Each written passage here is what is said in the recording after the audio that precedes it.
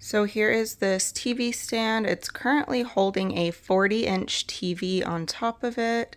And you can see it has a little middle shelf and then two side shelves.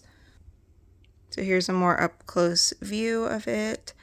And these shelves here are wood and these are plastic.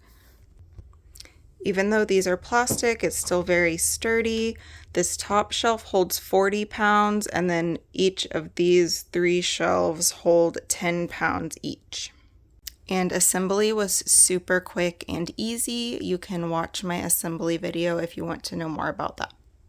Here is everything that is included in the box. There's no tools needed to assemble this TV stand. You just place the plastic legs into the holes, and then the plastic pieces screw into one another. So you don't need any screws or screwdrivers. It's just all the plastic pieces connecting to each other. It's definitely the easiest piece of furniture I have assembled. Some of the plastic pieces were a little bit hard to screw on, but don't worry, you just use a little bit more force than you think you need to and it will screw in. The total assembly time for this took me about 12 minutes. It was really fast and really easy.